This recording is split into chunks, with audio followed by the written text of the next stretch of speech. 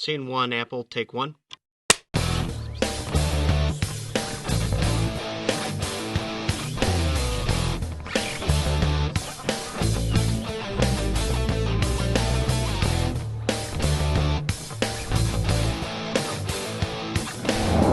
Hi, everyone. I'm Shane Borza. Welcome to this episode of Film Notes, the show where I get the notes from people who are making films in the industry. Today, I have an old friend that I reconnected with recently named Amy Wade, who is an actor, writer, and filmmaker. And we're going to talk about all the things that she's doing, that she has done, and most importantly, get her notes on all the above. So, Amy, welcome to the show. Thank you so much. Thanks, Shane. I'm nervous. I appreciate you wanting to talk to me. Thank you. Well, as I mentioned, we just got back in touch after not seeing each other for a few years. My wife actually saw you. She's really good at, I call her, it's her superpower. She'll see somebody's face and like, oh, I know that face. And then like a few seconds later, she's like, that's the person that was in such and such. But for you, it was like, oh, that's the person we met through the AOF Film Festival. And then we got connected again. So I wanted to just start off with, before we get into AOF and shared experiences and that, is finding out a little bit more about how you got started in all this. So what's the background of Amy getting into the film industry? Is this something you've done your whole life? Is this something you fell into? Where did this all begin for you? Okay, so yeah, I would have to say my whole life I've always been like an entertainer, performer. I'm definitely an extrovert. I love to make people laugh. I love to be goofy and always loved like sketch comedy characters and dressing up. Uh, so all through like my childhood, I was just a goofball, but I didn't really pursue until I graduated from high school. In high school, I did a little bit of theater, but I was more of an athlete. I was a hardcore athlete in high school. And when I graduated, I moved to California. And so I went from Boston because I was born and raised in a small town north of Boston, Reading, Massachusetts. And my parents were amazing, so supportive. They brought me out to California, helped me get set up in an apartment, a car. I mean, they totally were just the most supportive people on the planet. I can't imagine how hard it was for them to say goodbye to me and leave their 17-year-old daughter in LA, but they did. And it was 20 years I pursued the path out there and had a blast. I absolutely loved California. I made some of the best friends I've ever had in my life and still very close to these people today. I pounded the pavement, did a little bit of everything behind the scenes, anything that I could to get on a set. And training, I trained at Playhouse West, which is a fantastic school. I did a lot of theater out there and a lot of small independent projects. I always had a hard time getting an agent. I never had good luck with that. So everything that I did was my own, my own pursuing and trying to network and meeting people. A lot of the projects I did never went anywhere, but it was all good practice for me. And I appreciate every experience that I've had, even the really, really bad ones. I actually have a blog. I wrote about a lot of the bad experiences I had because some of them were pretty shady. A lot of the things that you hear about really do happen in Hollywood. Real scumbags out there, but I'm just fortunate that I had a good head on my shoulders. So I was able to get out of really bad situations. Not always, but for the most part, I handled myself pretty well out there.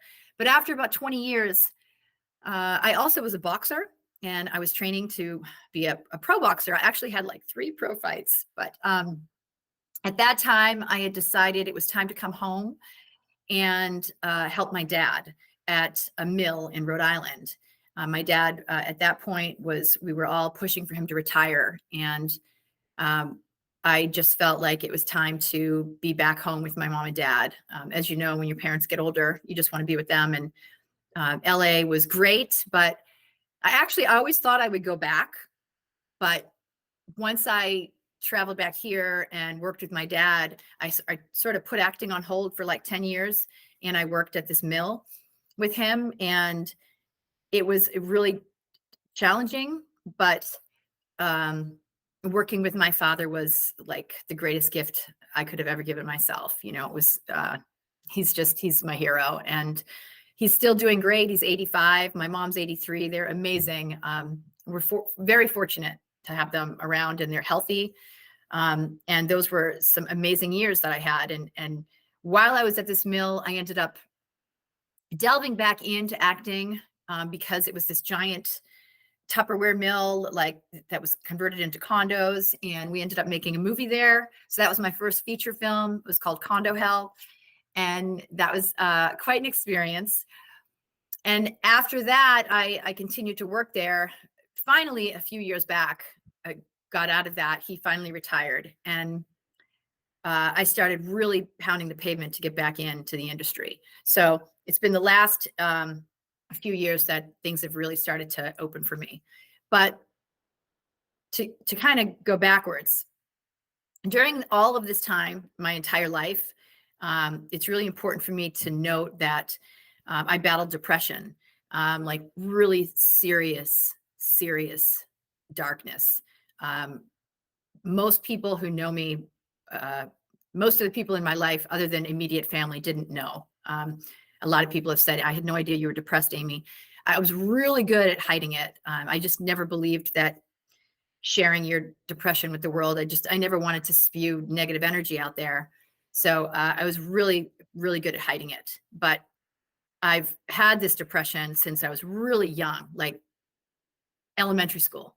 I always remembered being different, having thoughts that were very dark, feeling very sad, and could not figure out why. And so I battled this my entire life. And when I was in high school, it got a lot worse. I had anorexia, eating disorders. There were so many, and I was always trying to find a way to overcome the depression. Let's see. I ended up seeing, I've been in 3 different psychiatric hospitals. So throughout this period of time, I would go in and out of hospitals seeking help. And I also was put on dozens and dozens of antidepressants and bipolar drugs. So all these years, like for like 25, 30 years, I was on and off medication to try to overcome the depression. I also had, counseling and psychiatrists and talk therapy, and I tried everything. But this darkness was something that was, if you ask me, Amy, what are you depressed about? I couldn't really place it, because I had a really great family life. I mean, sure, I had really bad things happen to me, like everyone. I knew, though, that the depression wasn't caused by those things. It just felt deeper. I always felt like there was something inside of me that didn't belong. And it got worse every single year. So there was a certain point, I think, in like my late 30s, that I couldn't hide it anymore. And more people were figuring it out. And there would just be days when I would be in bed, completely incapacitated. I became a bit unreliable, flaky. If I just couldn't overcome the depression, I didn't want to see anyone. And it was just so dark. The depression was eating me alive, and I still was functioning. When I met you and Joyce at the AOF festival, that was probably when it was getting so severe. I was also just suicidal. Every single day since I was like 17, I thought about suicide. Like, that was my way out. I always thought, okay, if it gets bad enough, I'll just take some pills and I'll be done with it. That was like actually a relief for me to think about suicide. I know that sounds weird, but it was just I always had that out.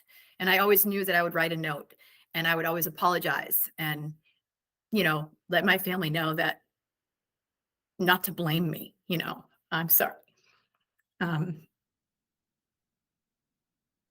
The depression is just so horrible, and it can eat you alive. And so when I met you and Joyce, I was really struggling at that festival.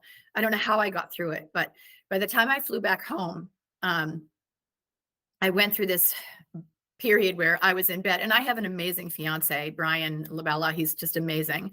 And I live with him, and he would watch me in bed like 30 days in a row that I couldn't get out of bed. I couldn't function. I couldn't shower. I couldn't brush my teeth. I couldn't talk. The depression was so severe. I felt like there was just blackness consuming my entire soul. And I would lay in bed hour after hour and just stare out the window and wish to be dead. Like there was no quality of life. And I was ready. I was ready to end it. And that's when I actually had a conversation with with Brian and my parents about it, and I was just explaining to them that if it happened, just not to hold it against me, that I gave it my best shot, and I hope they would forgive me. And then the next day, Brian went to work, and I was laying there, and my phone started ringing, just wouldn't stop. And I had no energy to answer it. But I knew it was my best friend's ringtone, so I knew it was my best friend. And she she wouldn't stop. So I finally answered it, and I could barely speak. And she said, "Amy, I know what you're thinking about." And she's like, I want you to go to Mexico. She's like, I've already arranged it. She's like, there's a facility in Mexico. There are shamans there, and they're going to save your life. And she just said, just promise me that you won't do anything until you try. There's just this one last thing. And this was during the pandemic. So it was like a big deal. And I just said to her, I'll try, because I'm a fighter, Shane. I want to make it really clear that I never wanted to kill nobody wants to die. I just couldn't take the pain anymore. And I knew I was ruining Brian's life. I felt like I was ruining my parents' life. You feel like such a burden when you have depression, and when people are trying to help you and they can't. You feel like you're a burden. And I felt like I was being selfish, staying alive. Here I was at that time, I think I was 47. I don't know. And I think I was about that old, but I was just saying to myself, my God, the rest of their lives are ruined if I don't ever get better. I'm just going to be this blob on a couch. And I didn't want to be that way. And my own brain was convincing me that the right thing to do was to kill myself. Like, whatever my thoughts were, they were saying, Amy, be selfless, do it. They'll get over it. They'll heal, and they'll be free from you. I mean, it was so strong. Those messages were so powerful. But when my best friend told me about Mexico, I just said, I'll just do it. And so to give it one last try. And I flew out there, and I worked with these shamans. They had this medicine called 5-MeO-DMT. I'd never heard of it. I had no idea what it was. They gave it to me. It was the most shocking, scary, horrifying awakening that saved my life. It was, I felt the presence of God. I'd never believed in God. I didn't believe in God, but I felt there was a God. I felt there was an energy. There was something holding me and telling me that it loved me and that it wanted me to be alive. And then it prepared me. It was preparing me for what I was about to see. And then when I looked up, I saw demons, and there were hundreds of them, and they were angry because they knew that I saw them. And they came barreling toward me, and they were angry, and they were trying, and I just trusted, and I felt this energy that loved me, and this energy just protected me, and the demons couldn't touch me. But I was trying to block them from touching me, but the whole time I was protected. And this went on. It was like 15 minutes of just this unbelievable battle, and I was screaming, and just I felt like there was just so much trauma coming out of my soul. It was just like shooting out of me. It was just indescribable how much pain was coming out of me. Like, it was painful, but I was releasing that pain. And when I came out of it, I was drenched in sweat, and the shamans were singing, and they were rubbing things all over my body. And I knew that something major had happened. Like, I knew that I had been saved. And I was just so grateful. Um, I knew that I still had work to be done, but I thought this is a beginning. You know, God absolutely wanted me to stick around, and that was the awakening that I had. And then since then, that was in 2019. Since then, I've worked with the shamans and the psychedelic medicines many times. I've been back to Mexico, and I've also been to other places, and I've worked with ayahuasca, which is scary. All of these medicines are really scary to work with, but my heart and my soul tell me that it's good to face my fears. Like whenever I'm really, really afraid, it's almost like the universe is talking to me, and the universe tells me, that's good, Amy. You face your fears. That's when you grow. The only way to really grow as a human being is to face your fears. But I'm not going to lie. Sometimes I was just so scared. I would just like, but if you let go of that fear and you let the universe, God, spirit, creator, whatever you want to call the energy, and you allow that energy to love you, you will heal. And it's just been the greatest journey of my life to feel love and peace and relief from the darkness. And every year that has passed since this has happened, every journey that I go on, it's like more darkness comes out of me.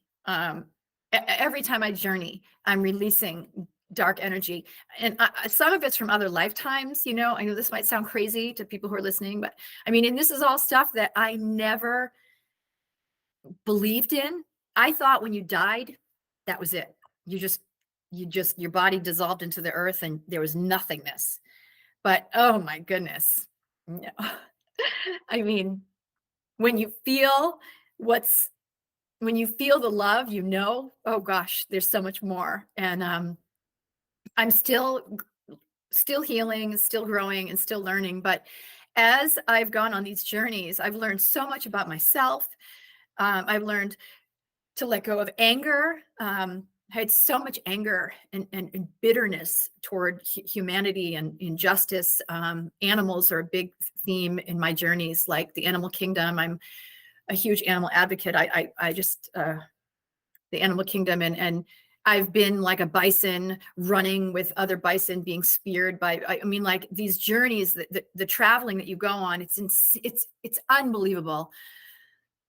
It's all worth it because you're freeing your ancestors from pain. You're freeing yourself from pain, and the healing that you do is so deep.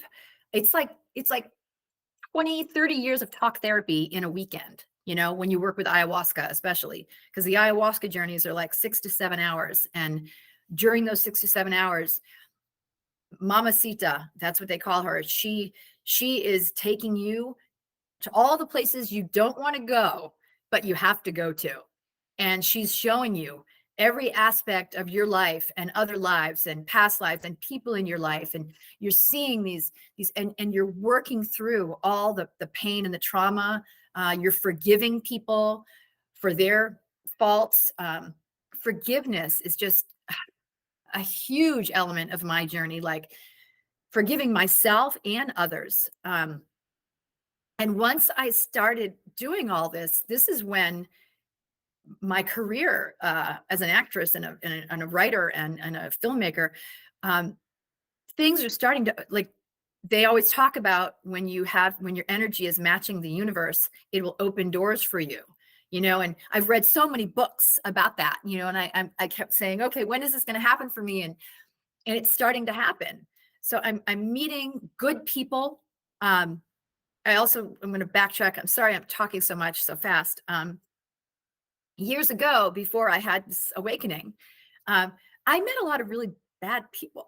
Like my energy was dark. And so a lot of the people I met, I had bad experiences with people who were not what they said they were, or they were untrustworthy, or they were just dark, shady people that did bad things. And when you let go of the dark energy, more light comes in. And when you start to emanate light through your soul, you're attracting other light.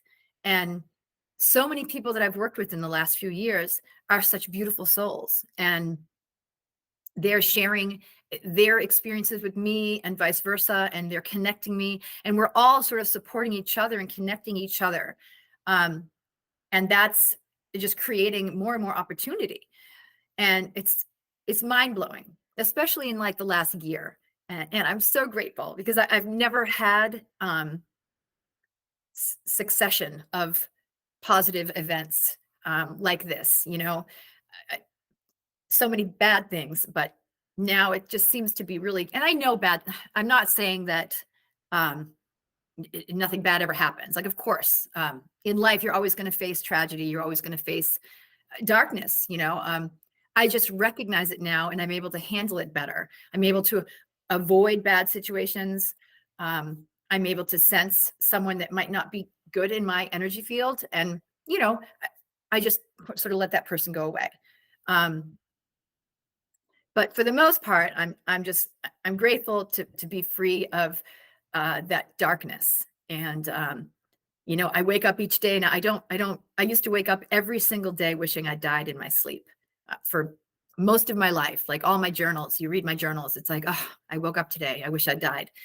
I mean, it's just amazing how many years I lived with suicidal depression. And I know now that God didn't want me to kill myself. And I feel like I struggled.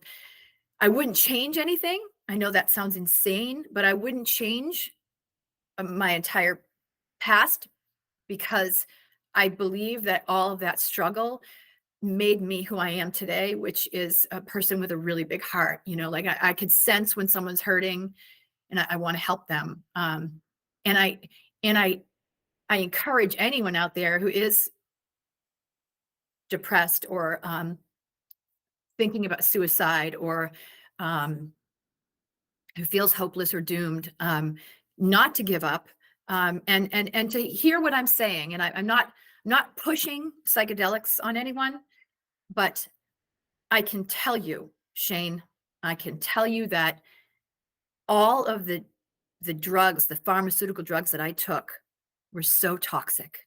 And I took Prozac, lamotrigine, lithium, Adderall, Klonopin. I think that I have a list. There's over like 30 or 40 drugs that I was on for years at a time. Sometimes I was on like 4 different drugs at the same time. That's insane. What were they doing to me? It's taking your brain, and it's an experiment, and it's messing with the chemicals. Oh my God, I can't even. I had brain fog. I couldn't think straight. I was moody. I was irritable. I mean, that was from the depression as well. But all of these drugs I was taking were just clogging me with just nasty, toxic shit. And I'm on no medication now. I will never take pharmaceutical for depression again. I'm not saying all pharmaceutical drugs are bad. There's some great ones out there, but the ones for like bipolar and anxiety and depression, my own personal experience, which I think is pretty valid, it was all spiritual. I was labeled as bipolar. I'm not bipolar. I believed I was bipolar for like 20 years. But it was just all that dark energy stuck in my soul. And working with these shamans, I mean, and you have to be really careful, if anyone is out there listening and you are interested in psychedelic medicines, I highly recommend just Google it and watch some documentaries. There are some amazing documentaries right now out there about psilocybin and MDMA and ayahuasca, and you're going to read things that aren't so great. And I mean, you have to make sure that if you do want to work with any of these medicines, that you are working with people that you trust. The shamans are really important. I've had the most amazing shamans. They're like my gurus. And these people know what they're doing. They know how to call upon the spirits to guide you. They've worked with the medicines for years. I trust my life with them, but I would say you definitely don't want to just go in the woods and take psilocybin or ayahuasca on your own. That's not the way to do it. That is dangerous. But so yeah, I'm so grateful, and the journeys, the journeys are beautiful once you accept and you let go and you release, and they're hard.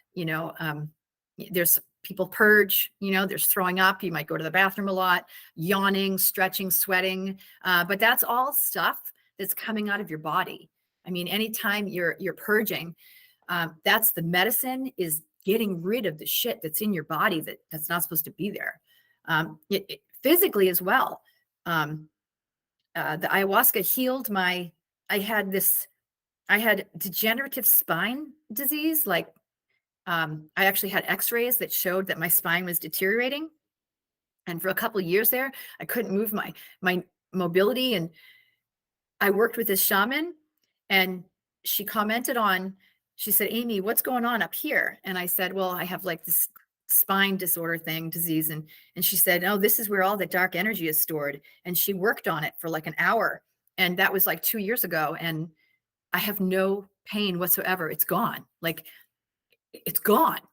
I mean, you can't fake that, So that's my 2 cents about that. But as far as where I'm at now and the film projects that have come my way, I'm just so fortunate to have these amazing directors and writers and actors that I've connected with in New England. It's a really great community of people. And the last couple months, I've had some really fun short film projects that have been a blast. And these are young filmmakers that I know are going places. And I look forward to working with them again in the future. But it's great to see them on their path to greatness, And I have a film that I wrote and was produced for the Lifetime Movie Channel that's coming out soon. I don't know when, hopefully in the next couple months.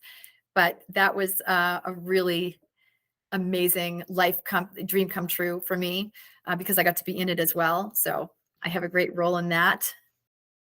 So let me jump in there. So first, and you were on a roll, so I didn't want to jump in, but I just want to thank you for being open and sharing that, because so if people don't know, I am a master level coach. I focus on mental health coaching in addition, or kind of parallel to the filmmaking career I've had. And more, when you talk about like these energies or like the universe or God like guiding you or feeling like there's a purpose, more and more. So this is the 3rd season of the show. And it did start off very much as like, I'm here to like get the dirt on what filmmaking is really like so you can learn from people who are doing it. And more it's like, oh, I'm here to address mental health in the film industry.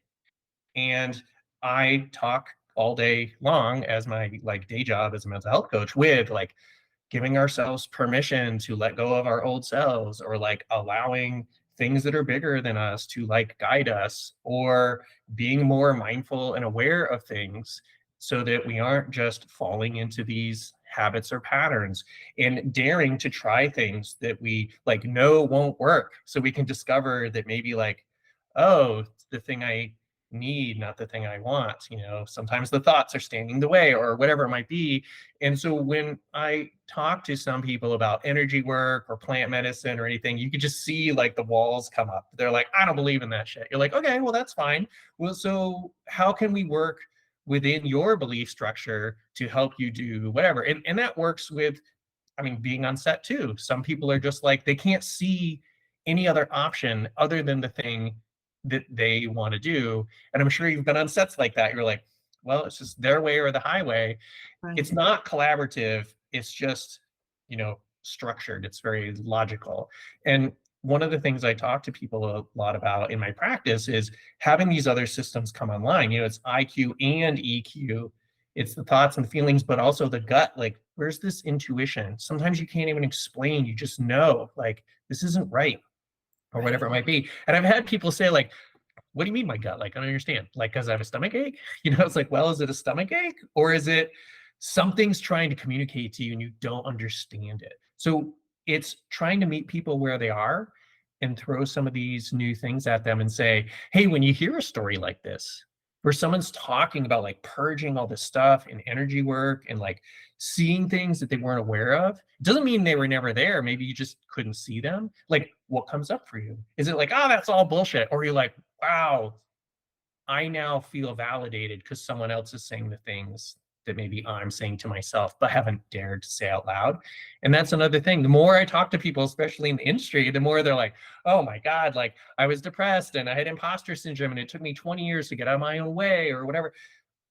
We now, I think societally, and whether it's because of the pandemic or just because time's allowing change to happen, we're able to talk about these things more than, I mean, we're similar. We actually have a lot of similarities, like boxing in New England, age group, and all these things. Where like I never felt, and especially as a man, like, well, I wasn't allowed to say that I need help, or that something's wrong, or that I have pain, or any of these things. And the more I open up this Film Notes show to other things beyond just filmmaking, the more I'm getting these amazing stories about people who are dealing with these things or have found ways to deal with them. And as you mentioned at the end, now it's like, oh, miraculously, this like clouds have parted and all these opportunities are coming up. And so there is, whether it's energy or timing or permission or whatever, you're very much right in that too, where it's like attracts like. And the people who are just hard and armored and complaining and screaming and swearing, like they're gonna end up with more people like that, because the people who don't want that are gonna walk away. And the more they're open and vulnerable and communicative and honest, the more those people are going to be like, oh, I like people like that. I want to be around them. Maybe I can be more like that too. And now we're perpetuating the kind of like culture that we want to be on, especially on a set. I'm sure you've been on sets that were both tragic and wonderful. And once we see both, again, it gives us this chance to look at options and say, hey, sometimes the only gig I have is the one I don't want, but like a gig's a gig. And the other hand, it's like, well, if I do have options, once that awareness kicks in, like I definitely going to make an informed choice and Yes. say, I align with this person, or I align with this story, or I definitely want to be like, I'm going to go towards those types of stories, those types of creators. But also to step back, and this is kind of meta, there's so many layers here. When we think about storytelling, people have to have a story to tell. And sometimes that means I went through all this hardship, but boy, do I have a story to tell because I went through it. And I'm also able to tell the story because I'm still here because I got through it. You know, if we ended because the story defeated us, we're not here to tell it. So we're all in a way a survivor of whatever the story is. And then if we have the gifts of like knowing how to tell a story well, or we have some kind of a platform, whether it's a microphone or writing or being in front of a camera, it gives other people permission because they can point to that story and say, that story is me. And I think Yes. there's a responsibility there. So I'm so glad that you allowed yourself that space to say, and I know you're like, I'm talking so fast, but sometimes we get on a roll and they're like, and this, and this, and this. Yeah. But hearing that journey of, which I think a lot of people can identify with, like, I started, and, you know, especially when we're young, it's like, everything's amazing and sparkly and then wonderful, and we're going to do everything. And then we do have some of those terrible experiences, either because we don't know any better or someone takes advantage of, or maybe they're just terrible. And then we kind of fall down. And it's like that wonderful line from the Batman movie. It's like, why do we fall down? To learn how to pick ourselves back up. And we either pick ourselves up or we don't, or we need someone to step in and say, take your ass to Mexico, Right. because I'm not going to let you give up, at least until you try this one last thing. And then we go, oh, thank God that that happened, because now the trajectory has changed and all these opportunities are happening. But the thought is sometimes like, well, if there wasn't this problem, maybe there wouldn't have also been this solution. And especially in faith, it's like, read the Bible, the whole thing is all about this terrible thing happened in service of this wonderful thing happening afterwards. And sometimes we do need those trials and tribulations, not only to learn about ourselves, but also to then teach or relay those messages to other people. And to me, all of this makes sense of like, it very easily goes together. But I'm kind of explaining some of this because I think some people externally, whether they haven't been through some of these experiences, so they can't hear it. They're like, well, I don't understand what you're explaining about working with shamans. Shaman's a weird word for me. I have beliefs around it, so it just falls on deaf ears.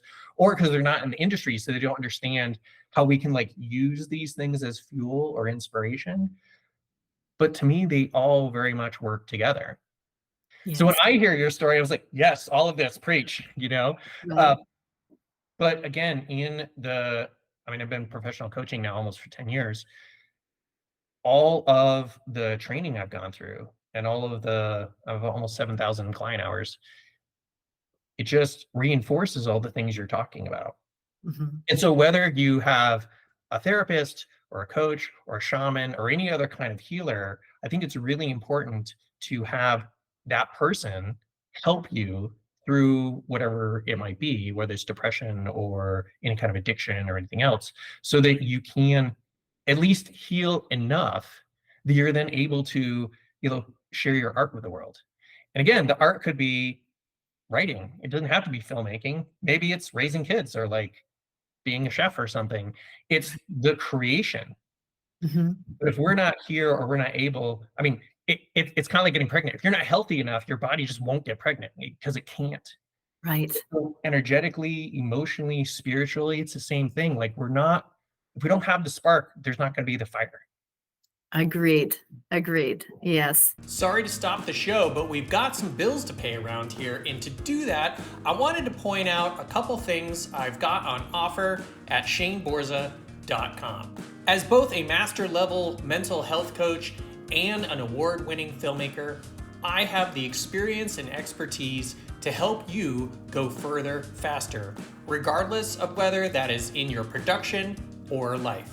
I am psyched to announce all my courses and books have been updated and expanded and are available on both Apple Books and at my shop. Especially wanted to point out my film notes book and workbook, where you can learn everything you need to make your film and get it out to the world. If you need help with either your life or film, please reach out. And now, back to the show. And as far as like acting and filmmaking and whatnot, I feel that my own documentary that I'd like to make about psychedelic medicines and shamans, that's in the making. It's just going to be a very long process. Like I'm waiting for the universe to guide me in the right direction. I want it to be well made. I want the money to be there. I'm not going to be doing like fundraising. I know that when the time is right, people will come and say, Amy, I want to help you with this. So that's something that I trust the universe will provide that for me. But when I make the documentary, it's going to incorporate obviously my story, because it's like you're saying, if someone hasn't dealt with depression, they're not going to be interested in it anyway. But if they know someone who has, or, I personally know so many people that have been on like antidepressants for like 20 years. And I'm like, well, does it work for you? Like, and they say, I don't know, I think so. But they're still depressed. And not to mention the side effects, the side effects for all these medications are really, really bad. I used to say to my psychiatrist, the side effects alone are making me depressed. Like I'm already depressed. Like I don't want this, and this, and this. This is just going to it doesn't make sense to me. And the suicidal, thoughts of suicide. I'm like, I don't understand. It's an antidepressant, but it's going to cause me to think more about suicide. Like it never made sense to me. But I guess for me, like when people question me about it, I just say I'm absolute living proof that you can heal without pharmaceutical drugs. Like I'm proof of that. And I mean, if you just see my history and you see all the years that I was on these, I mean, I even tried electric shock therapy, which was not good at all. I mean, and that has helped some people. But I think for me, when people do ask me about it, it's spiritual. If you delve deep into your own psyche and you start to accept and surrender to whatever the universe is trying to show you, that's when the healing starts to happen. And it's not like an overnight thing, though. It's taken me quite a while, and I'm still healing. I still have bad days, and absolutely. And each journey, I'm just learning something new. It's also a lifetime of things that have happened that have built up, and it could be other lifetimes too. Which for me, and again, people who are watching, some people might think this is all bullshit, but I've seen other lifetimes. Like I have been and lived in these other lifetimes during my journeys. And some of the things I've seen, like the Armenian genocide, I absolutely lived through that. I saw my grandmother, I lived through World War II. I the running of the bulls, like it's insane how these journeys can take you. And when you start to see repeated patterns of your current life, like the anger that I had, for example, like so much anger.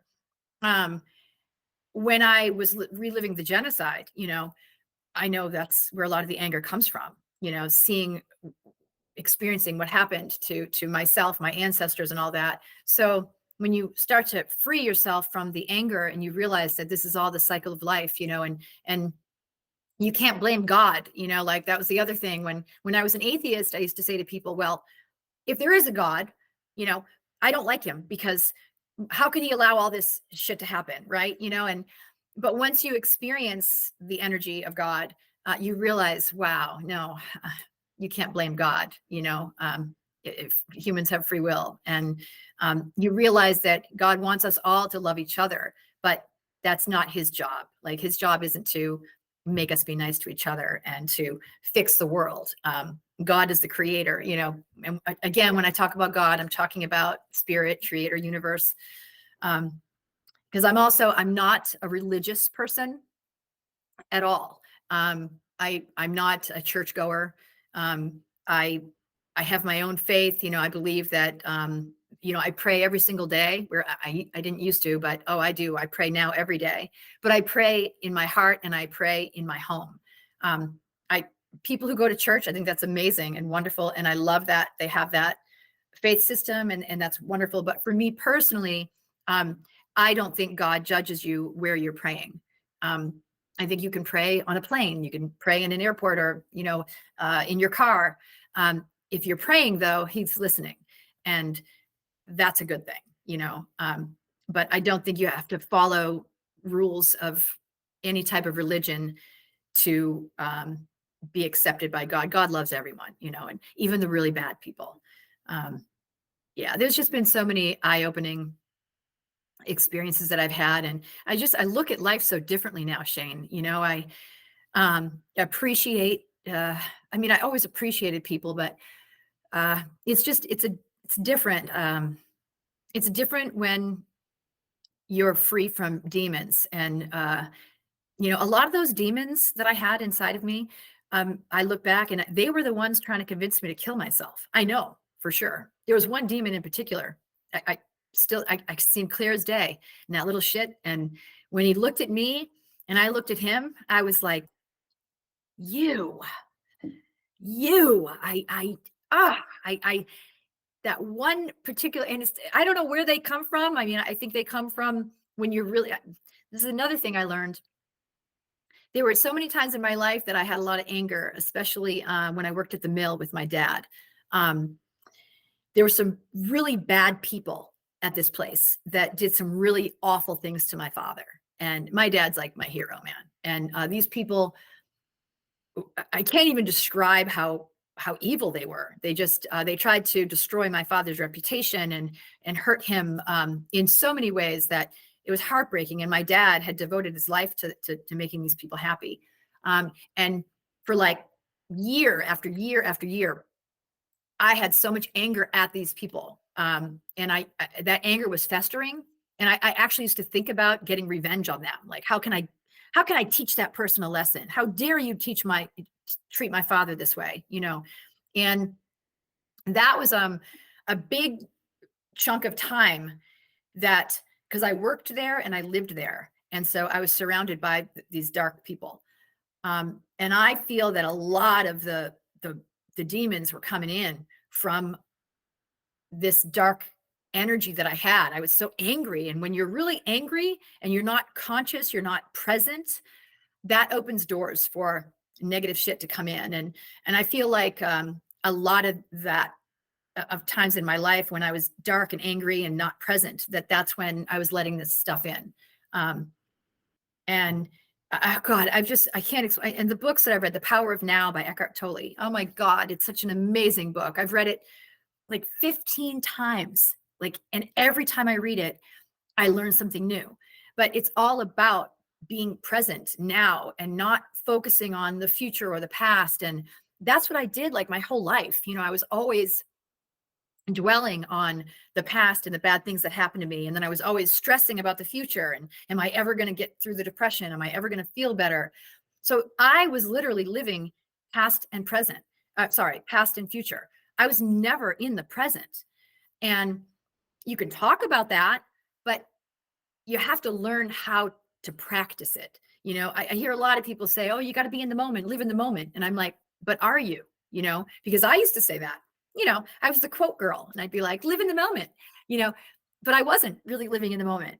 I might have thought I was, but once I started reading these books and learning about what it does mean to be present, meditation, I meditate every single day, like almost 1,800 days in a row I've meditated now. And that meditation is mindfulness training. So I'm training my mind how to be in the moment. And the more you train your mind to do that, the more you realize how much you're not in the moment. It's crazy because you're like, I'm daydreaming again, you know? And it takes time. It's like being an athlete, you know, I kind of look at it that way. When I was training to be a runner, you know, I trained every single day and I got better and better. So with meditation and mindfulness, you have to be diligent with it. But each day that you train, you're training the neural pathways in your brain to connect in a way that's healthier and more conscious. And when you're conscious, you are present, obviously. But when you're not, you know, it's hard to explain, but you notice it more. And as you further yourself on that path, you're present more and more often. And I do find myself now when I'm out and about and say I'm waiting in line and I'm irritated or I'm impatient, I connect with my inner self and I say, okay, this is a moment to meditate. Let's practice on this. Let's be present, Amy. And I'll look around and I'll see someone next to me and I'll smile and I'd say, how are you? Long line, right? You know, and all of a sudden, all my energy just chills out. And it's because I grounded myself in the present moment. And it really does work. Like it changes your perception of everything. But it's not easy. You know, I'm 5 years in and I still, you know, I'm certainly not present all the time by any means, but I'm getting there, you know. And it's going to be a lifelong practice. You know, I'll meditate every day for the rest of my life now. And that's a really important part of my healing process, you know. Yeah. So I also, as far as like being healthy eating, you know, I follow the medical medium, Anthony William. He writes some great books about that. And I've always been a vegetarian, but I've been vegan now for like 5 years. And that's really enhanced my life a lot. But it's not for health. It's for animal rights, you know, being a vegan. But that's a whole nother podcast. So we could talk about animals, Shane, a lot, but I'll curb myself, you know. Well, I'm glad you're passionate about all these things because, again, one of the things I think is important.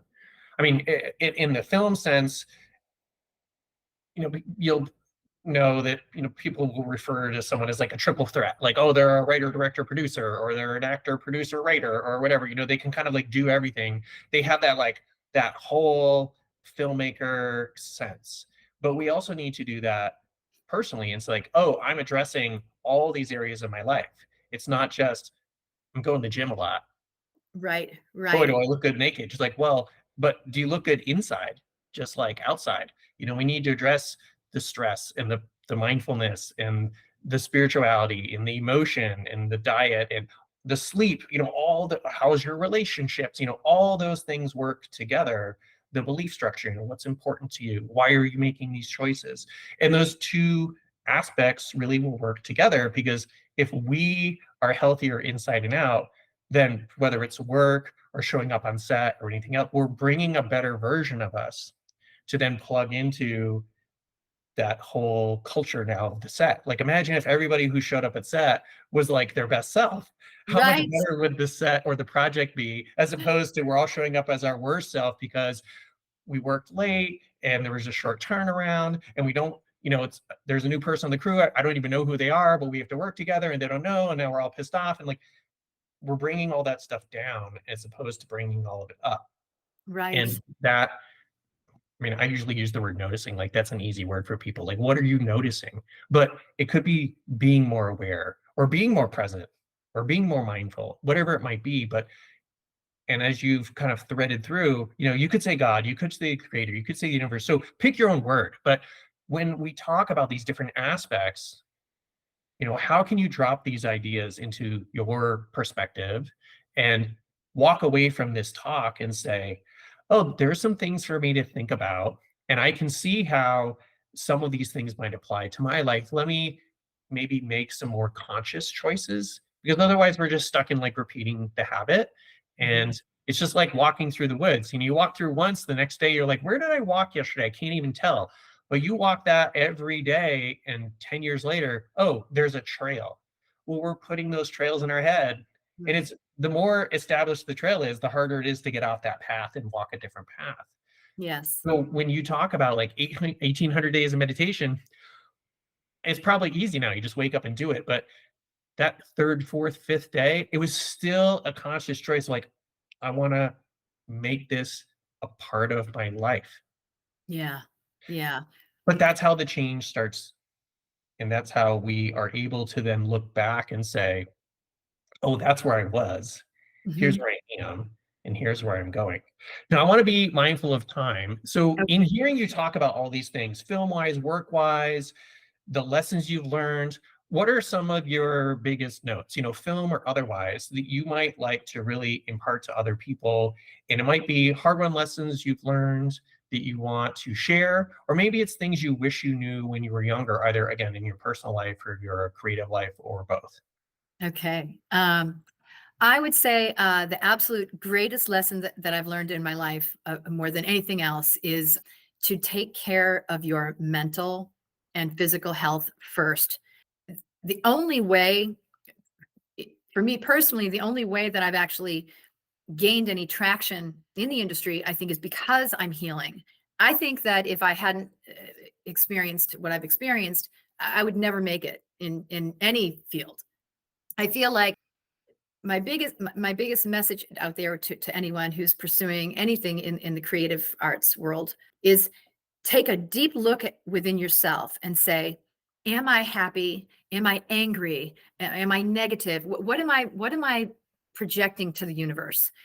And if you're not happy with what you're realizing, then the most important thing you can do for yourself is to focus on yourself healing. Forget about writing that next script. If you are miserable, depressed, and angry every day, jealous, envious, thinking about why isn't that me, blah, blah, blah, I would say delve into your soul and start reading some books, and gaining some insight on your own inner wisdom, and also, like you were talking about your gut instinct, you know, if you have shit to work on. We all do.